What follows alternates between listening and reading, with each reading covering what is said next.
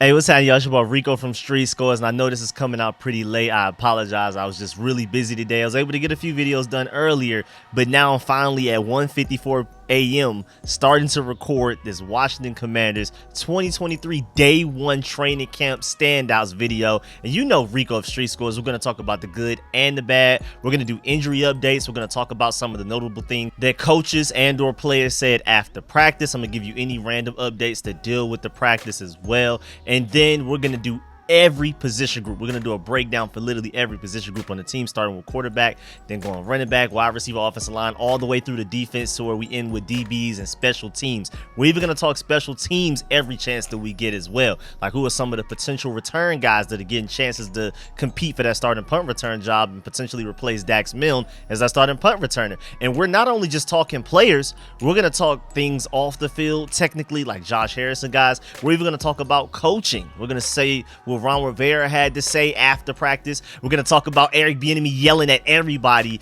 during practice, even Terry McLaurin. He had to get on Terry McLaurin more than once today, and I know Terry McLaurin loves that hard coaching. So, man, we got to talk about all of that. Of course, we have no brace Chase. That's what I've been calling him. Shouts out to Chase Young for getting out that knee brace, and is he 100% or not? We got to talk about that and how he looked at practice today, along with Logan Thomas as well, who had a knee brace. He's out of it. And then Sam Howell is clearly QB1, y'all. We're going to do a deep dive into that. Again, we're going every position group, so stay patient with me. We're going to start with quarterback. We're going to end with DBs and special teams and any other random notes after that as well. But before we dive into all of that, make sure you stiff arm that like button, stiff arm the subscription button, and stiff arm the bell next to that subscription button so you get notification each and every time I release these informative and opinionated videos, all of these training camp updates. I'm definitely working to give y'all daily updates from training camp, my breakdown and analysis like I'm doing right now, and also a lot of the clips, the practice clips that literally came from practice today and all of that type of stuff, so y'all can see it for yourselves as fans. So man, make sure y'all stay tuned. I'm still working on the film sessions for the rookie class. Hopefully I get all of that done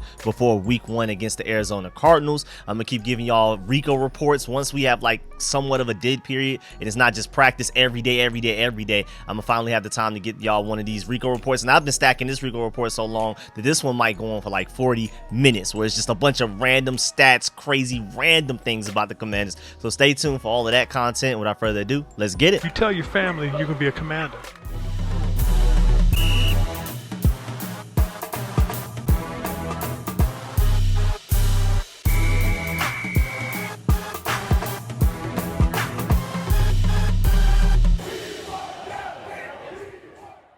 All right, so let's start with the fact that this is day 1 of practice. No pads, no real contact, so let's just take that into account. Let's factor that in when we talk about the good and the bad from today. So there's going to be a lot more good than bad, because without full contact, we're not getting a full grasp of what's really like this team is going to look like when we actually get to like the regular season or even preseason or even the joint practices with the Ravens. There's going to be fully padded and a lot of contact and stuff like that under the new NFLPA agreement from the players and between the players and the teams and stuff like that. Just as of like a couple of years ago, like they really limit how much contact you can have in practice and stuff like that. So today, along with a lot of other days, there will be no contact and no pads. They had the shells and stuff like that, little soft cushion on the helmets and things like that. But in general, we're going to have quite a few days where they're not really going 100% and stuff like that. But of course, this is training camp, so we're going to get to the point where they do reach 100%, and that's when we're going to start having a lot of fun and truly being able to evaluate what's really going on, who's good or not for real. Can Emmanuel Forbes handle, I mean, he looks great today. We're going to talk about Emmanuel Forbes today and how much his length matters and stuff like that. But when we put on the pads and the helmets and we start doing full contact, what does he look like against the run game? What does he look like dealing with contact with, again, one of his biggest negatives coming out of the draft? Arguably the only negative, at the very least the biggest one, was his lack of weight. What's that going to look like once we have full contact, full pads, all of that type of stuff? You can't exactly tell as of right now. So again, I just want y'all to have that in the back of y'all minds when we're discussing everything that went down in practice today. Also, Josh Harris and other celebrities were in attendance to practice today. It was a really cool day. Of course, all of the main coaches were there. Eric Bieniemy, Ron Rivera, all of those guys. Jack Del Rio had to be there. But then even Marty Herney was out there. That was random. Josh Harris was out there. Ryan Clark pulled up. B. Mitch was there. Jason Wright was there. It was really, really random and weird. Joe Theismann, really interesting. And Josh Harris was with the director of player development, Malcolm Blacken, and also the director of football ops, Brian Porter. I mean, we like brought out everybody. The people that normally just stay in the office were even out there on the field today. And of course, like I said, with Josh Harris out there, also Mitchell Rales was there. Josh Harris has the largest percentage out of any of the owners for the Commanders, but then Mitchell Rales is second. And so having him out there as well was really cool. And then I don't know exactly why, but Josh Harris and Mitchell Rales spent most of their time at practice today standing next to and talking to Joe Theismann. So that's really interesting, man. And then also, I mean, it's just really cool to see an ownership group that's this excited about the team. They're there at practice. They've already announced that they're going to be there tomorrow as well, and more practices to come throughout training camp and things like that. This is a complete 180-degree turn from the previous ownership. I love the fact that Josh Harris is humble. I mean, one of the main things that he's trying to convey to the fans and trying to get through our heads that I'm coming in humble, man. Like, you tell me what you want. I'm not just going to come in here and act like I assume what y'all want and I know everything and I'm just going to make these random decisions out of nowhere and assume that y'all like it. Now, Josh Harris has said, help me help you. He's coming in and he's looking for feedback from the players, from the fans, from the coaching staff, from the front office and everything. So I'm really excited about where this ownership is going right now, man. And the whole atmosphere is different. I mean, Josh Harris was out there with reporters, with the players and everything, interacting with everybody. He just looked like one of the guys out there, like literally. It was a really cool sight. And then also after practice, there's no confirmation because I'm assuming that it was in private and no like reporters could confirm that it happened. But a lot of reporters before practice finished said that he was slated to speak with the entire team later in the afternoon yesterday/today, whatever. I mean, again, it's 2 a.m. July 27th. All of this happened July 26th, so that's going to be a little confusing while I'm talking throughout the video. Again, I apologize for coming out with the video so late. He and along with other members of the ownership crew will also be in attendance for tomorrow's practice as well, which will be the first open to fans get together. So again, just to give you that, Josh Harris spoke with the team after the practice and everything. That's great. Also, him and the other ownership group members are not only at practice today, but plan on being out there tomorrow, as in July 27th. And then also, if you didn't hear me, today/tomorrow, July 27th, will be the first open to fans practice. So I'm really excited, man. And then before we start diving into all of the position groups, and we're going to start with the coaching staff first, but an injury update is a must. We got to do that for everybody. And right now it's all good news. Again, like I've said, we're as healthy as a team can be in the NFL. The NFL, there's no such thing as 100% healthy. And then my boy tight end Armani Rogers went to IR. Other than that, we're great. Most notably, no brace for Chase Young. Again, I call him no brace Chase. And we're going to talk about him later on in the video when we get to the defensive line part of the video, but he looked great today. He looks like literally 100% Chase Young, like he never tore his ACL, like he never had a knee brace on. He looks just as explosive as he looked coming out of Ohio State. He looks like what he looked like his rookie season when he won Defensive Rookie of the Year and made a Pro Bowl. I mean, it's crazy. I'm really excited about Chase Young's potential, and I love the fact that he looks that good. Ron Rivera also in the press conference after practice said some really interesting things about Chase Young. First of all, he said he was pleased with Chase Young showing today/yesterday, whatever time.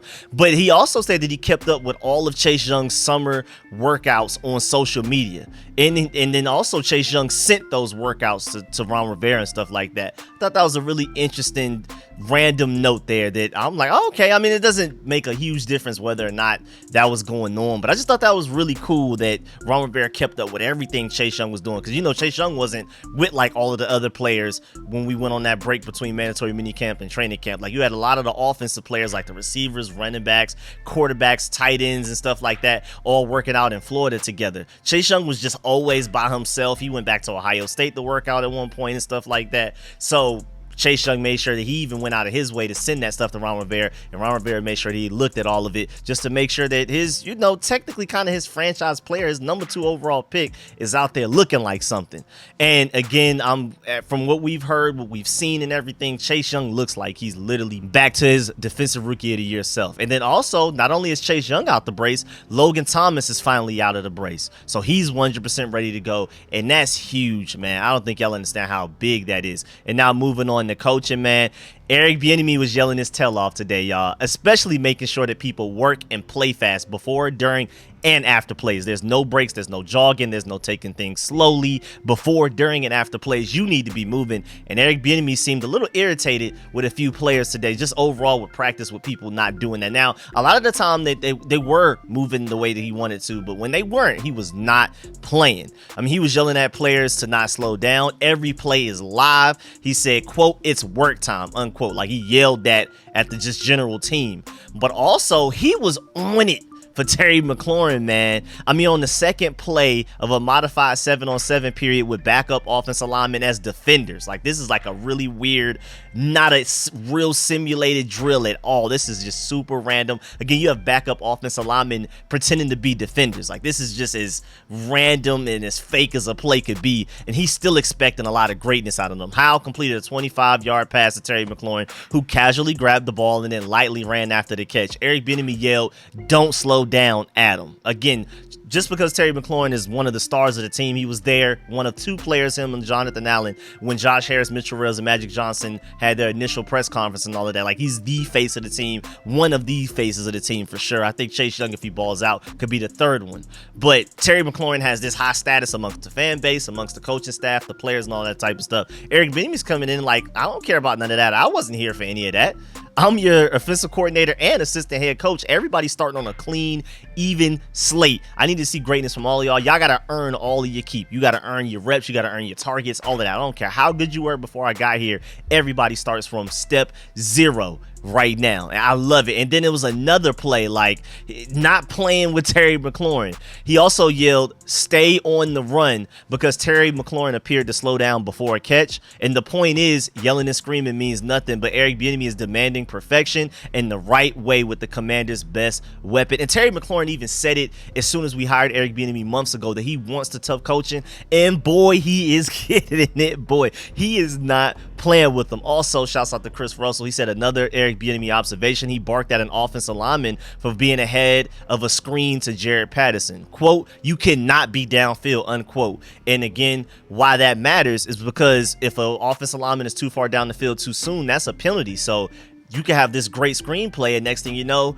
yellow flag on the turf, on the hopefully grass for players' sake. But either way, man, I mean, once that flag is out there and you're all excited as fans, oh, we just had this 30-yard screenplay on 3rd and 5 or something like that, and the next thing you know, penalty, and it's because of offensive lineman, illegal man down the field, all that type of stuff. So Eric Bieniemy is preaching all of the little things. It doesn't matter if it's 7-on-7s with offensive linemen as the defenders out there. I mean, it doesn't matter how silly the play or the practice feels. He's expecting perfection from everybody, every play. And I know one notable thing that a lot of us have hoped that Eric Bieniemy can bring to this offense, on top of a lot of things, but one thing is the screen game. We feel like Scott Turner did not do a good job with that, and Eric Bieniemy seems to be trying to get all of the little things down, because once you get all of the little things down and you get all of that right, it adds up to having a big impact for the offense, for this team, for this culture, for the winning, all of that type of stuff. So I'm really excited. Now, moving on to quarterbacks, again, like I said in the intro, quarterback, it's not even a competition really anymore, man. Sam Howell is clearly your QB1 after one day. Now, of course, it's still technically a competition,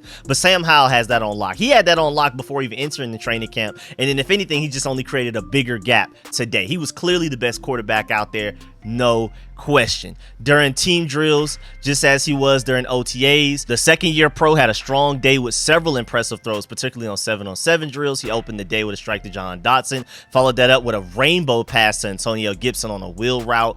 There were a handful of incompletions, but he still placed the ball in spots where only the receiver could make the catch. One of the more impressive throws was to Terry McLaurin, who snagged the pass near the sideline with Emmanuel Forbes providing great coverage. But hey, man, the way football works, great coverage is going to get beat by great offense every time. Great offense is going to beat great defense. That's literally the way the sport is built. It's just really nothing you can do. That's why you have to have a certain mentality playing cornerback, playing DB, playing defense in general, but especially cornerback, because you can have an A-plus snap, but if the quarterback and the receiver also have A-plus snaps, you lose. It's a completed pass, and everybody's looking at you crazy for allowing a 20-yard completion when you did everything right. I mean, the type of everything right to where even if Jalen Ramsey was there, even if it was Deion Sanders, if the ball is just placed perfectly, what can you do type of stuff. I'm not saying Emmanuel Forbes is Jalen Ramsey or Deion Sanders at all. I'm just saying that great offense beats great defense every time. So it's just like, hey man, Emmanuel Forbes, what can you do? Terry McLaurin is out there just balling, but most importantly, Sam Howell is just dotting people up. He was so accurate today. The first day of training camps being as accurate as he was makes me very optimistic. Now, of course, we should expect him to have some down days, but for the first day of training camp to come in and look like he's been the quarterback here for 5+ years, like hitting receivers in stride, really difficult throws, an array of throws too. Let's go ahead and talk about that. That's really notable. It's a rainbow pass to Antonio Gibson. It's a corner route, deep post route to the corner of the end zone, sideline throws where like Antonio Gibson runs at a different pace than a Jahan Dotson and a Curtis Samuel, and he's still able to hit all of these guys very accurately. So I'm really happy that they worked out in Florida together and did everything that they could to build that chemistry, because it's definitely showing positive results so far. Also, people noted that Howell looked more confident as he directed the offense, and that is a reflection of how comfortable the quarterback has gotten in Eric Bieniemy's system. So he's learning the system, he's learning the playbook, and now instead of having to think too much, he's just going out there and doing. Instead of having to worry about the play calling, the playbook, and all of that type of stuff, now he's just a quarterback that's reading the defense pre-snap, post-snap, all of that type of stuff during the play. So that's really good, because that extra ounce of thinking, that extra hesitation where you're not comfortable with the offense mentally, that can cause a lot of problems. And the fact that it looks like he has the offense down mentally is going to be huge for us. Howell was making strides back in June, but he had to constantly think and process each play before the ball was snapped, and it showed. But and people are saying that it still kind of happens occasionally, but there's definitely a big difference from what he looked like in June to what he looks like now. He is much quicker with understanding his responsibilities and also where to put the ball. He's more accurate. So understanding the system also helps you know where you should throw the ball, like which receiver you should hit just within the confines of the play based on what the defense is giving you and stuff like that, based on what Eric Bieniemy wants you to see. And that's huge, man. Once the quarterback starts to see what the offensive coordinator is seeing, that chemistry, man, you can't break that, and that's when they start to get on a hot streak. And I'm telling you, man, this offense is going to be great. A lot of people are really underrating this, because I'm telling you, Howell and Eric Bieniemy, this combination is going to be crazy. But Howell even spoke on it. He said it's a blessing to be QB1 for training camp, and that he loves everything that's going on. He really just wants to stay consistent and get better every day. I love that mentality. Again, Sam Howell was clearly by far the best of the 3 quarterbacks today. The other 2 quarterbacks, Jake Fromm, still don't exactly understand how he beat out Tim Day-Morat, and even the veteran Jacoby Brissett were the ones out there throwing interceptions, while Sam Howell was on point all day, man. It was ridiculous. I mean, Lake Lewis even said quick decision making, and his deep ball when thrown has been pinpoint. So it looks like he's basically continuing from the momentum and the chemistry that he had. I still don't understand how he had that much chemistry from that Cowboys game, but it sounds like a lot what we saw in that Cowboys game, he's continued that into the training camp, and that's huge. Especially to come out looking this good day one is very impressive, because I was expecting him to kind of take somewhat of a step back from when we last saw him in June at the end of mandatory mini camps. But it sounds like, if anything, he's even better than when he was there. So remember, I'm trying to tell you, this is having the same feeling, and it's a completely different position. But remember when Ron Rivera kept saying that Cameron Crowe doesn't make the same mistakes twice? He was a 7th round pick. Most people, like 90-something% of people, had no real expectations of Cameron Crowe, first of all, even making his team, let alone being as great of a player that he is. But it was always, Ron Rivera kept saying, man, this guy's getting better every day. Every single day it's like an improvement. Doesn't make the same mistakes twice, and if he continues that trajectory, he could be a great player. We're getting the same type of information and analysis about Sam Howell right now. It seems like he just keeps getting better and better. Again, expect some down days throughout training camp. He's not going to be perfect throughout the entire training camp. If he is, then honestly, I'm a little scared about going into preseason and the regular season, because I want to kind of see how you bounce back from bad plays. So I kind of hope that he has some type of struggles. I don't want him to just go through training camp too easy, because that means maybe our DB group isn't playing well enough. Maybe our entire defense isn't good enough or whatever. But I want him to be challenged, and I want to really see how he bounces back. But at the end of the day, man, the fact that he's come out clicking on all cylinders, accurate, quick decision making, all of that type of stuff, that's huge, man, because that's hard to teach, that's hard to gain comfortability for, and man, I'm really happy. But yeah, man, Sam Howell was asked about if he's worried about all of the outside noise. He said he's only worried about what's being said in the building, that the coaches have all of the belief in him, and that's all that matters. And I love that mentality. So Sam Howell's basically like, yeah, I mean, I see all of these people, I guess, ranking me as the worst quarterback in the NFL, like literally 32nd and stuff like that. But as long as Eric Bieniemy, Ron Rivera, Josh Harrison, all these guys believe in me, I do not care. I'm gonna go out there and ball out. I love that mentality. And then again, boy, the other quarterbacks out there throwing them interceptions. Terrell Burgess had an interception. DJ Sturgis had an interception. Christian Holmes and Farrar Gardner, all off of Jacoby Brissett and Jake Fromm. You got to be better, man. Y'all got to be better. And so Chris Cooley had a funny tweet. He said, Howell shreds the defense, and then Fromm helps build their confidence back up. An absolute team player. And hey, man, Jake Fromm, if you're going to come in and do anything for us, definitely, hey, at the very least, you can build the confidence of our defense. But again, I'm just worried about him being our third quarterback, because again, there's a new rule set by the NFL. They voted on it and everything, to where every team can have 3 active quarterbacks every game now. There's no more deliberating whether we should keep a third quarterback, because that's going to take up a roster spot, an active roster spot on game days from another position. Now that's just an extra roster spot that's just only dedicated to that third string quarterback. So now Jake Fromm will be an active quarterback on game days, and that scares me. As a Georgia Bulldog fan, I'm telling you, it should scare you too. Had Bobby McCain out here looking like a Hall of Famer, and then day one of training camp, he's out here just throwing picks like it's nothing. But hey, man, shouts out to Chris Cooley for looking at it in a positive light. At the very least, he's building the confidence of our defense, especially a lot of those backup defensive players. Now moving on to running back, man, Brian Robinson had a crazy day today. You can argue he had the catch of the day. I'm telling y'all, them practices in Florida, like I talked about a little bit earlier, with the Washington receivers and quarterbacks, are already showing fruitful results, because he went there to basically work on his catch, because they didn't have like offensive linemen out there to practice with. They didn't really have defensive players or nothing like that. That was purely just to go and learn how to be a better receiver, a better receiving running back, a better pass catcher and running back. He was out there with the quarterbacks, receivers, tight ends, and things like that, and it's showing that he's already improved mightily. Because I mean, I felt like coming out of Alabama, he wasn't a bad pass catcher, he just didn't receive a lot of targets, so it was kind of more of a question mark than a concern. And now he's going out there and showing what he can do. He even showed a couple of plays in the receiving game last year during the regular season where he was making some plays, but now it looks like he's like a totally different guy. I mean, I don't want to hype up the Commanders too much. I know I'm Mr. Optimistic, and I'm always known for being the one that's hyping up the Commanders, but it's sounding really promising right now. And I'm telling you, Brian Robinson adding catching to his game, like consistent playmaking, catching type of stuff, receiving back type of stuff, is going to make him crazy and unstoppable, because most importantly, that's going to make defenses play him very honestly, and so that he can basically do what he really wants to do, which is run in between the tackles. If you're a receiving threat, they can't stack the box, which again allows you to do what you really want to do, and that's run the ball. So you got to be a receiving threat to be able to do the running thing, and so I'm really excited about him, man. But yeah, it was an over-the-shoulder grab near the sideline, a perfect ball from Howell again, to also just big up Sam Howell out there. It was like a beautifully placed ball, but the fact that he was able to catch it over the shoulder, you know, a lot of receivers aren't even really good at catching over the shoulder passes, and to be able to, it was just ridiculous, dog. Near the sideline, like it was crazy. You just had to see it, man. You just had to see it. Also, Antonio Gibson, when he addressed the media after practice, he said as far as his role goes, he sees himself as a third down back, and he's going to basically take the place of like a J.D. McKissick. So to basically break it down, Brian Robinson is going to be the workhorse ball carrier. Chris Rodriguez is going to be the number 2 rusher on first and second downs, but third down is completely Antonio Gibson's show. And I feel like he's selling himself short, because he just basically talked about third down, passing back, receiving back, all that type of stuff. I think he's going to get the ball a lot more on first and second down than a lot of people expect. I'm telling y'all, man, Antonio Gibson has the potential to be different.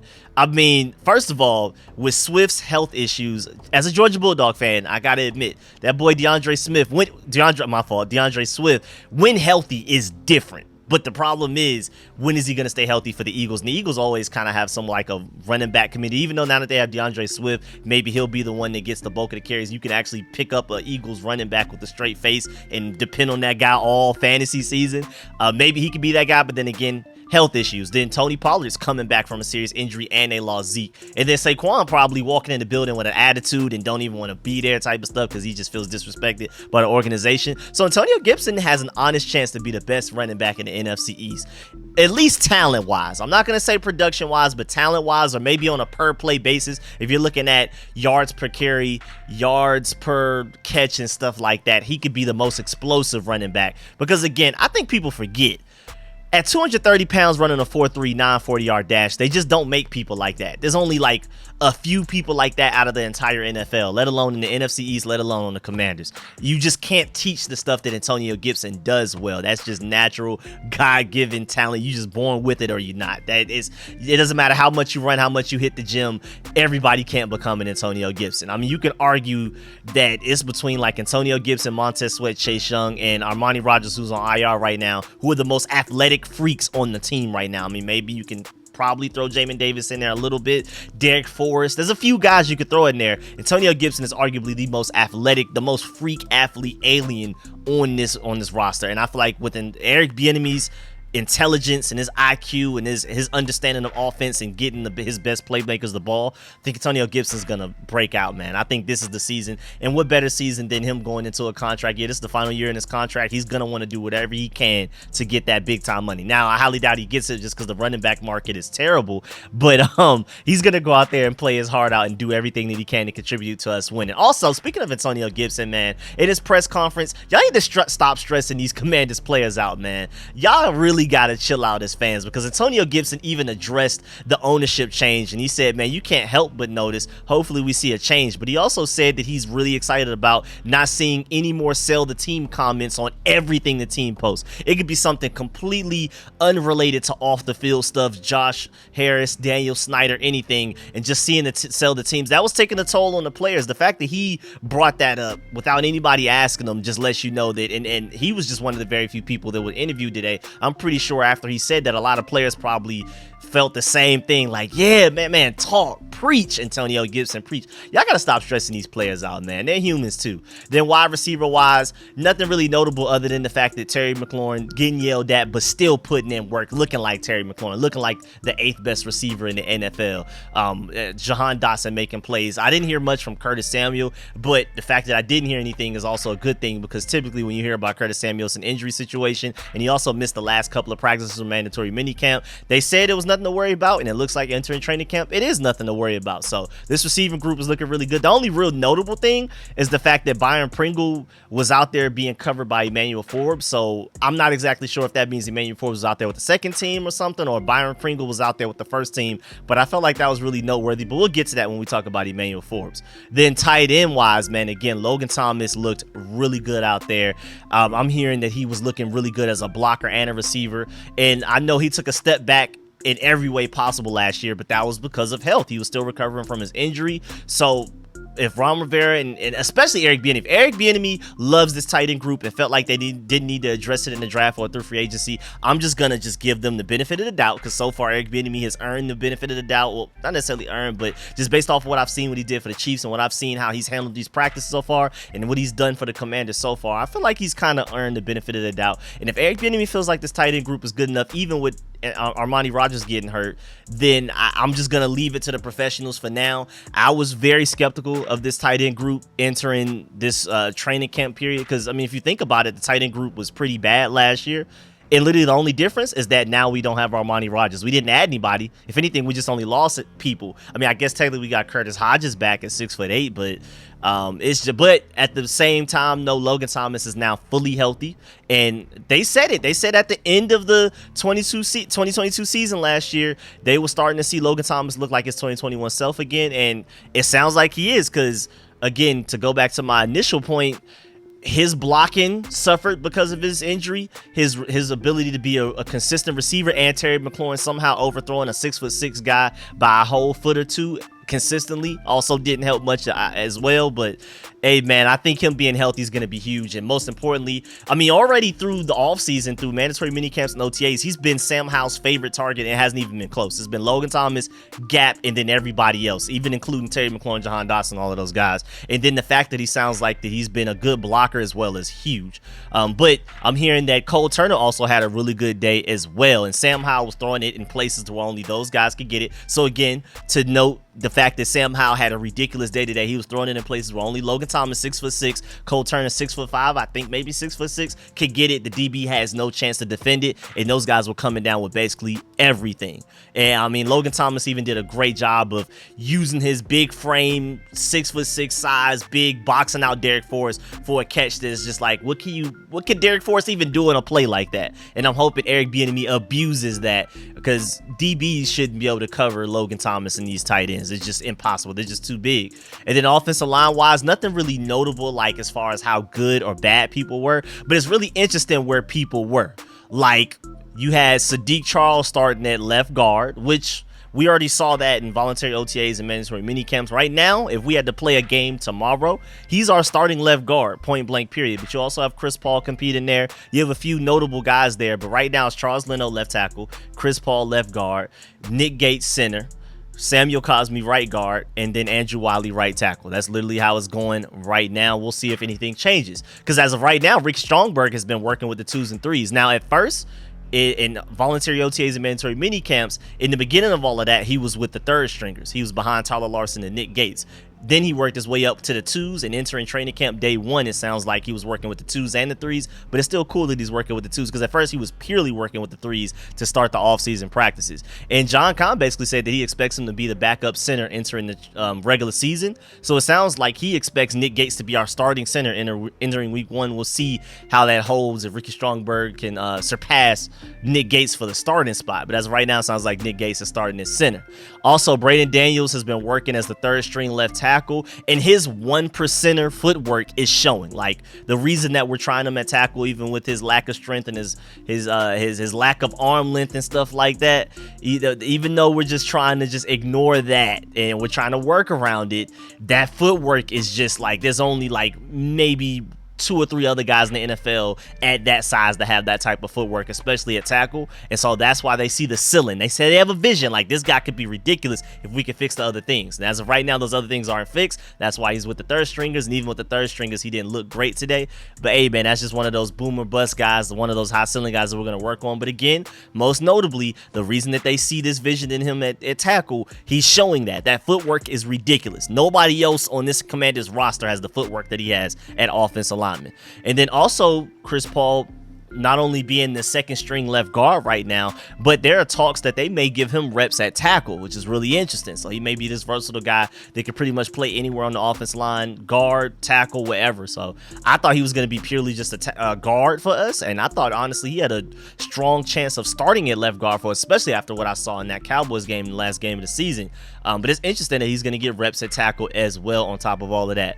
Then moving on to defensive line, everybody just had a good day, basically. Like Jonathan Allen, Deron Payne, they went to work. Montez Sweat, they did what they did. So it's nothing really notable there. But of course, our eyes are on Chase Young, who's working back from an injury. And as of right now, first of all, we already talked about the injury stuff. But again, one of the main things that he was struggling with, even after coming back from his injury last year, he looked great against the run, but as far as rushing the passer, he was still doing that stupid little stutter step that can be effective. I uploaded a clip showing some all 22 footage of other guys, other defensive linemen doing it, how well it can work if you learn how to master it. He hasn't mastered it, and I'm glad that he's pretty much just been like, ever since this offseason, these offseason practices, he's pretty much just been like, yeah, that stutter step wasn't working. Again, even after he came back from being hurt last year, he was still trying to do it, and it was affecting how it was definitely messing up how effective he could be as a pass rusher. And you saw the one time that he didn't do it, he dominated Trent Williams. And how often does Trent Williams get dominated? I'm pretty sure he goes entire seasons without getting manhandled the way that Chase Young manhandled him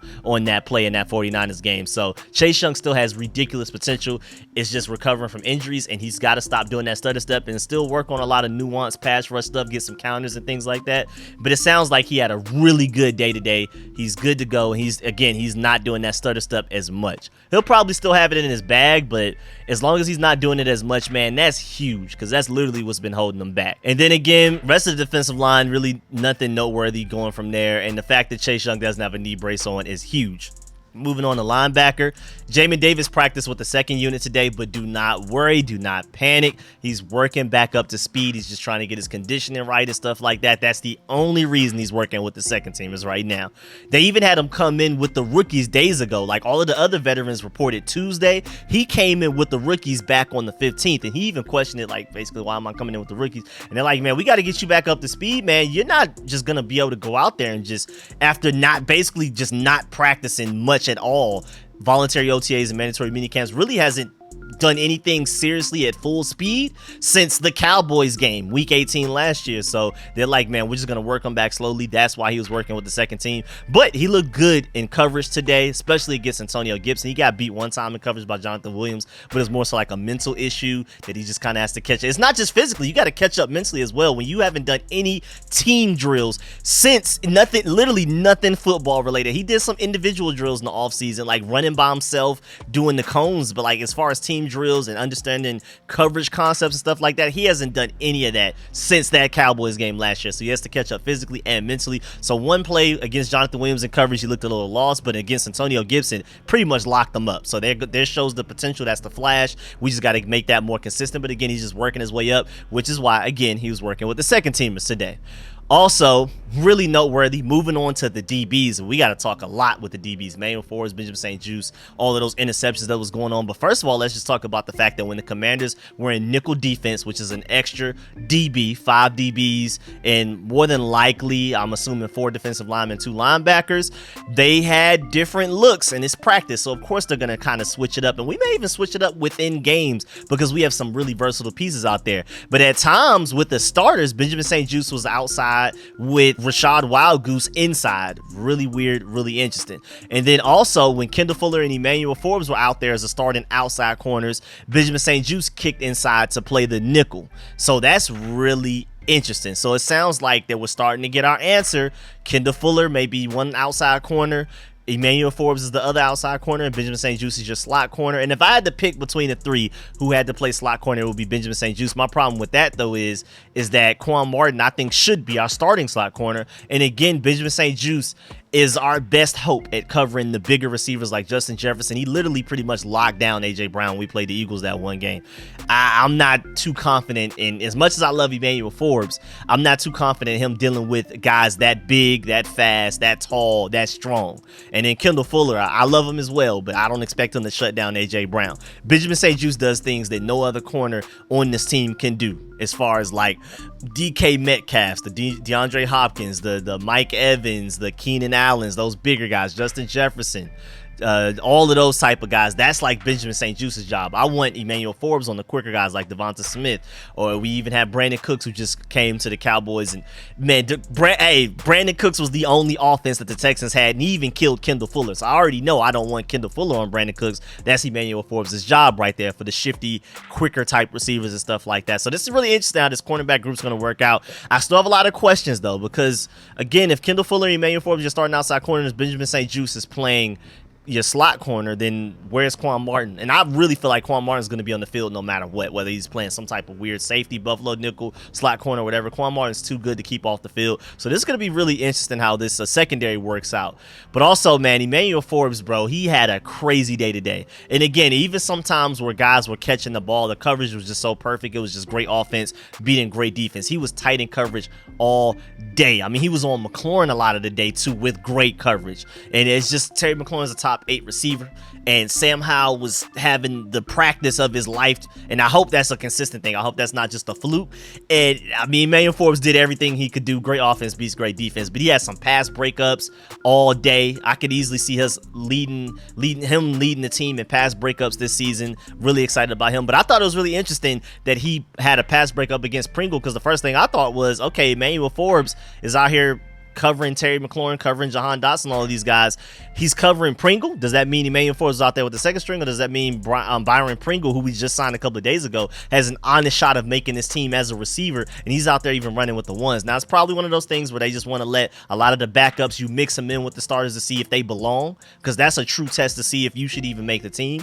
And it sounds like Byron Pringle didn't have a bad day, but Emmanuel Forbes is just strapping up everybody, and only guys like Terry McLaurin can just make catches even through great coverage. But I mean, man, like I said, there were plays where Emmanuel Forbes did everything right, but great offense, a great throw, and a great catch is going to beat great coverage every time. I mean, he had Terry McLaurin strapped up one play, and it's just Terry McLaurin did Terry McLaurin things, man. Emmanuel Forbes had as good of a day as you can have as a corner, especially as a rookie corner in his first training camp practice of his NFL career. And then moving on, I mean, I'm telling you, everybody kept, if you look at any reporter, everybody talked about how Emmanuel Forbes was forcing tough throws. Like, if Sam Howell wasn't crazy accurate today, it doesn't matter how good Terry McLaurin was, he was never really just super open. He was never just really open.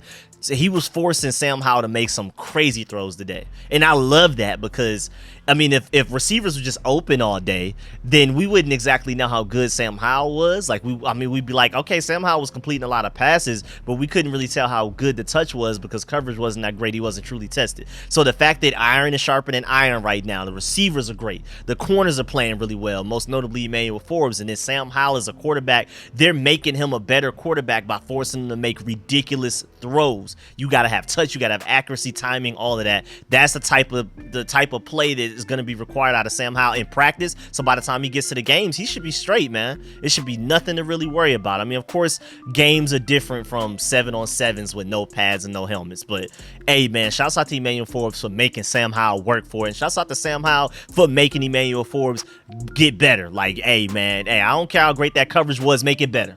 I don't care if you had Terry McLaurin locked up. He caught the pass, lock him up. Make it an incompletion, pass breakup, figure it out. I don't care how you have to figure it out. And then, of course, Benjamin St-Juste had a great day as well. He had a great pass breakup on Curtis Samuel where, again, great coverage, great throw, and even kind of a great catch. And Curtis Samuel had it in his hand, but Benjamin St-Juste did a great job of batting it down out of his hand right before he could completely secure it. So that's just great offense, great defense, and just a great individual play by Benjamin St-Juste. I'm telling you, Benjamin St-Juste has a skill set that nobody else in this whole DB group has. So he's gonna play. I don't care if he's considered a non-starting outside corner. Benjamin St-Juste needs to be on the field very often. I don't want to hear nothing else about it. But again, Benjamin St-Juste was playing in the slot with Kendall Fuller and Emmanuel Forbes on the outside someplace that I was really interested in. And then, of course, your starting safeties when they went out there with that formation with the Kendall Fuller, Emmanuel Forbes outside, Benjamin St-Juste on the inside as a slot corner, Cameron Curl and Derek Forrest were your safeties. Even though we're not talking about the safeties right now, we're still talking about the corners. I just wanted to go ahead and point that out. But yeah, man. And then also just the rest of the cornerback group. I mean, we're going to get to it for real, but that's just ridiculous that Terrell Burgess and DJ Sturgis, Farrah Gardner, and Christian Holmes all had interceptions today, man. They must be stopped. Them backup quarterbacks got to do better. I know the receivers out there working with Jacoby Brissett and Jake Fromm were not having fun because they had the DBs out here looking crazy. But, man, I'm telling you, this Emmanuel Forbes and Benjamin St-Juste, the two traits that they have that not a lot of people have, especially even just on this team, but let alone just the NFL in general. They have length. Benjamin St-Juste 6'3", Emmanuel Forbes 6'1". They have crazy length. Emmanuel Forbes has a speed, change of direction, quickness. Benjamin St-Juste has even more length with some change of direction skills, not very fast though. Kendall Fuller is just really smart. He doesn't have a lot of length. He's not fast. He's not strong. I mean, he's just like just an average athlete, maybe even below average, but he's just so smart that he makes up for it because it doesn't matter how fast you are. If you're a step or two behind mentally, what does it matter if you can run a 4.3 something? Kendall Fuller can run a 4.5, 4.6 something, but if he's 3 steps ahead of you, what does it matter? So, hey, man, we have some really notable traits in this DB group, but most importantly, man, that length from Emmanuel Forbes and Benjamin St-Juste are some of the reasons why Sam Howell was out there having to make perfect passes today. And again, all of the defenders that had interceptions today, shouts out to all of them. I mean, we came in this offseason with an emphasis of we got to improve our turnover rate situation, man. I mean, our defense was top 5 in so many statistical categories while also being bottom 5 in turnovers, which is like unheard of. Typically, defenses are great statistically because they were able to create turnovers, get off the field and stuff like that. We weren't even getting off the field with turnovers. We were literally just forcing 3 and outs at a better rate than probably any other defense in the NFL if you look at a lot of the advanced stats. So we came into this offseason like, well, we can't depend on the defense to do that all the time. That's pretty much an impossible task. That's really hard to ask of a defense. So that's why we drafted Emmanuel Forbes in the first round, spent another pick, second round immediately after the first round on Quan Martin. And to hear that a lot of the backups are also making plays now, it could be an argument. I mean, with any practices, when it's our team versus our team before we go against the Ravens in joint practices and we start playing preseason games, we get into the regular season and stuff like that, there's always a question of like, if the defense is balling out, we got to look at the offense a little sideways. Like, are y'all doing y'all job? Are y'all that sorry? Or is the defense that great? Same thing, vice versa. If the offense is balling out, you're looking at the defense like, okay, are y'all bad? Y'all not covering well? Like, what's going on type of thing. And so it's the same thing when you get to the backups, and the backup DBs are out here catching interceptions like it's nothing. 4 interceptions in one day from the backups. You're looking at the quarterbacks like Jacoby Brissett and Jake Fromm. Are y'all that bad? And with Jake Fromm, if Jacoby Brissett, if your name is included in anything with Jake Fromm, you might want to evaluate what you're doing. If you and Jake Fromm are in the same sentence, in the same category, the same tier of anything, you may want to evaluate what you're doing and fix it. You might want to move over to that Sam Howell tier. You might want to go ahead and move over there and fix whatever you got going on that's wrong. But yeah, man, so it's just like, are Jake Fromm and Jacoby Brissett that bad? And I think it's probably a mix of both. And I think that's the answer for even the good side of it. With the starting offense, starting defense, I think it's probably a mix of both. And it's crazy too, because I mean, I try not to get on Jake Fromm too much, especially as a Georgia Bulldog fan, but bro, he beat out Tim DeMorat, who I had a lot of hope for, because I feel like in this past draft class, even though he went as an undrafted free agent, felt like he was this year's Bailey Zappi. So I was surprised we cut him before even training camp got started, before he even really got a chance to show what he could do. But that's because Jake Fromm went out there, mandatory mini camps and voluntary OTAs, actually looking pretty good. Day one of training camp, he's right back to what I expected him to look like. So we'll see how this goes, man. But speaking of Quan Martin, he was in the slot a lot today too as well. So Benjamin St. Juste was in the slot, Rashad Wildgoose was in the slot, Quan Martin got some time in the slot, and I'm hearing from everything that he had a really good day. And again, like I said, he's such a good player that he's going to be on the field a lot regardless, whether he's in the slot, whether he's a safety, free safety, strong safety, Buffalo nickel, my Georgia Bulldogs, we call them stars, but he's just going to be on the field. He's such a good player, and you drafted him in the second round. You expect him to be a great player and to be able to contribute immediately. One of those random articles I did a Rico report on it like a couple of months ago had him on their all rookie team, like even above all of a lot of other corners. Even Emmanuel Forbes didn't even make the team on this article. This analyst all rookie team, he had like offense and defense, he did secondary defense line, all that type of stuff. Quan Martin was one of his all team, like first team, like when you do the all first team, all pro, second team all pro, third team all pro, on the first team all rookie team they had Quan Martin. So a lot of people have high expectations for him, even people outside of the Commanders fan base, non-Commanders reporters. This was like a neutral analyst for like CBS or NFL Network or something like that. Also, Derek Forrest spoke to the media afterwards, and he said that increased snaps created a different level of expectations for him last year. And going into this season, he knows that players on the sideline are watching him, so he wants to execute to the best of his ability and be consistent. And I love that.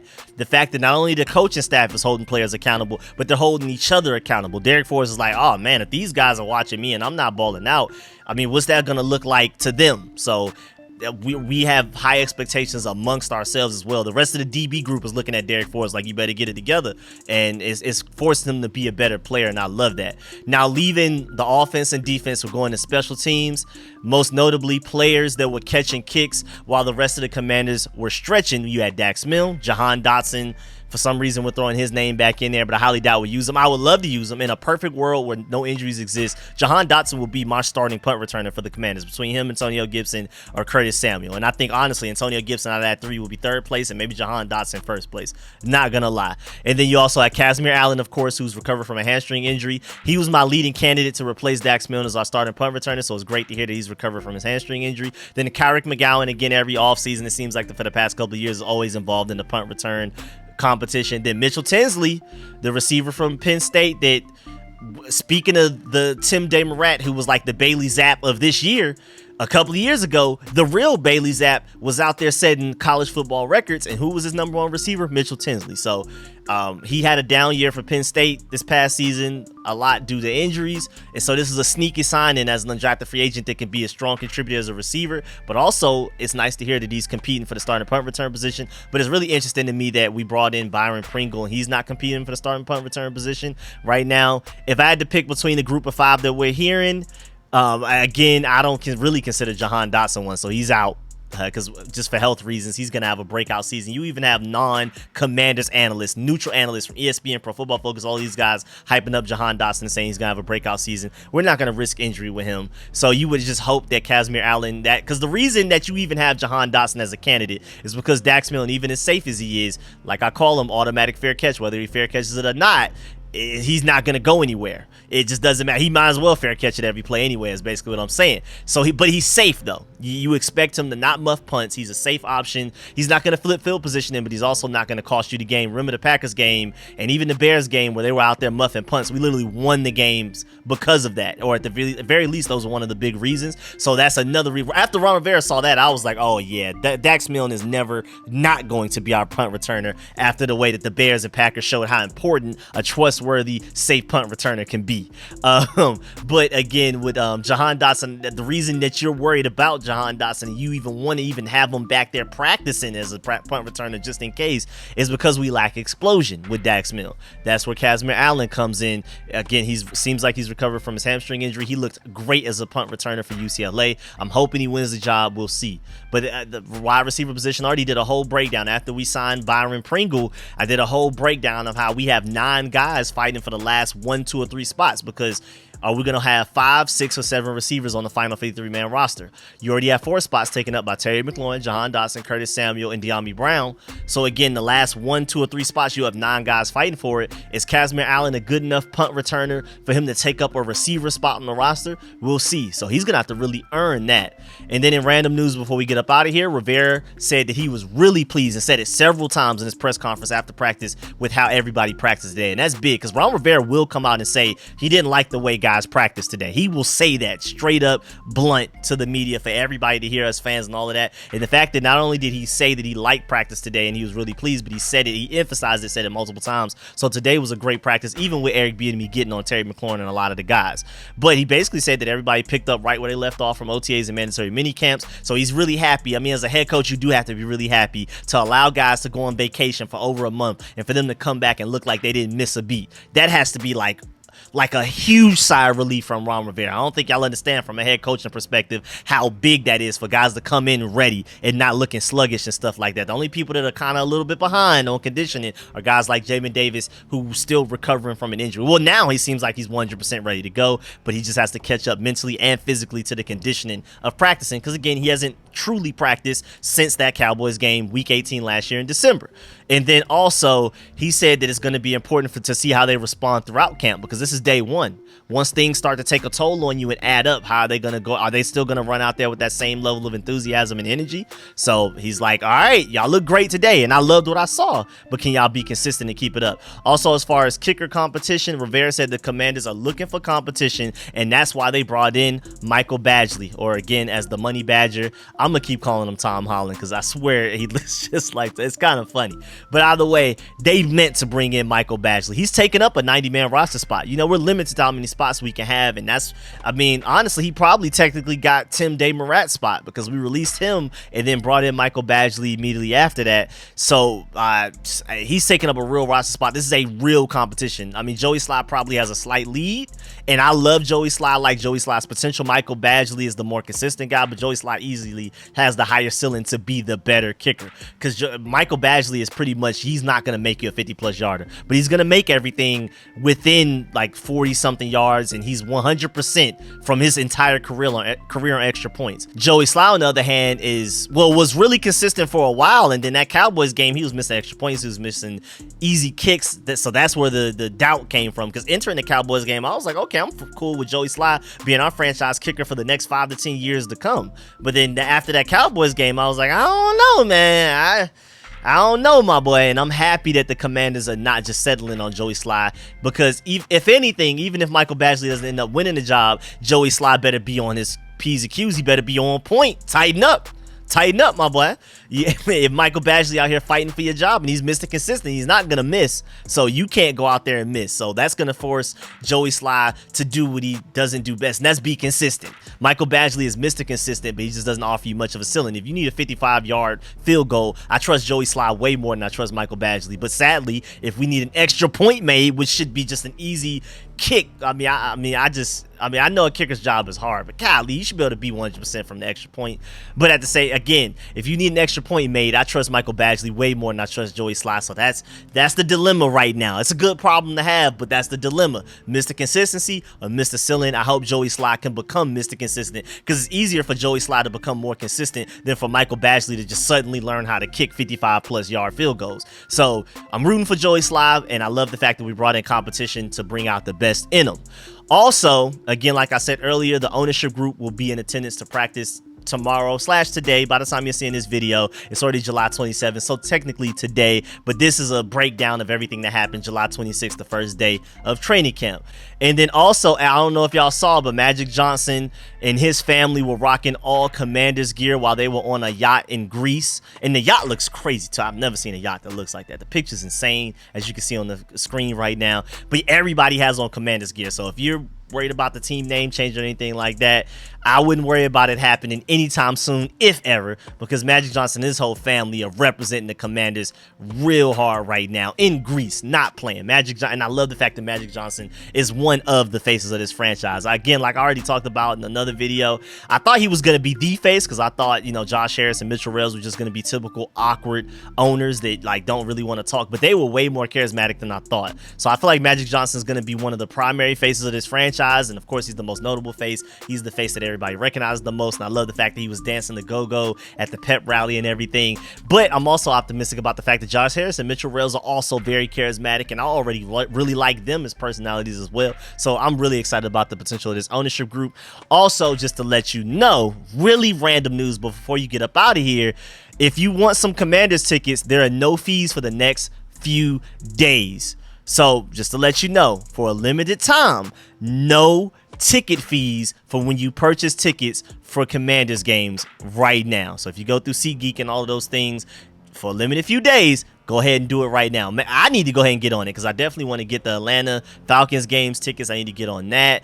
And I definitely want to, I really want to catch a game in FedEx Field with the new ownership, new team, Sam Howell, Eric Bieniemy, Josh Harris, Magic Johnson, all of those guys. So I would like to catch one of those as well. So I need to get on it too, honestly. So this is information for me and for y'all, but that's really like what got me to create this channel. I'm just a diehard Commanders fan, Redskins fan when I started, football team, now Commanders, and I'm just one of those guys that all of this stuff that we talked about in this video today, I'm gonna research it anyway. Even if I didn't have a YouTube channel, I would be doing all this research, and it just basically became like, why don't I just talk about this on camera for other people, because I'm pretty sure a lot of other people are curious about that as well. So again, that's literally like the soul of this channel. And so when I get information like that, like, hey man, if you want to buy tickets right now is the time, because there are no extra fees included.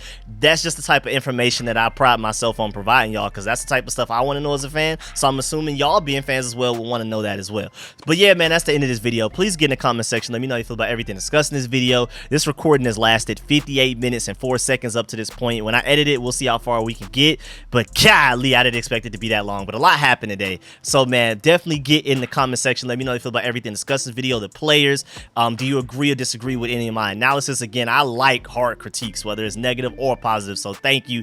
Make sure you stiff arm that like button, or even stiff arm the dislike button if you want to. I'll take whatever you feel like doing. Just stiff arm something, just interact with the channel, please. Leave a comment, leave a like, dislike, whatever. Also stiff arm the subscription button and stiff arm the bell next to that, so you get all of these daily updates for every day in training camp. I'm gonna keep giving y'all more clips from training camp, so you can see the practices for yourself, and you can make whatever analysis, take away whatever you want to take away from it, do your own analysis or whatever. And then also I'm gonna do my daily analysis like I did this video, where we go position group by position group, injury updates, coaching updates, what they said after practice, before practice, all that type of stuff. So stay tuned. Film sessions, Rico reports, so much content coming out. I gotta hit y'all with like 2-3 videos a day at this point with all this stuff going on. So again, make sure you stay tuned for all the content. Shouts out to all of the sponsors, especially my Pro Bowl sponsors, names you scroll on the screen right now. Appreciate the support. I'll catch y'all later. I'm out.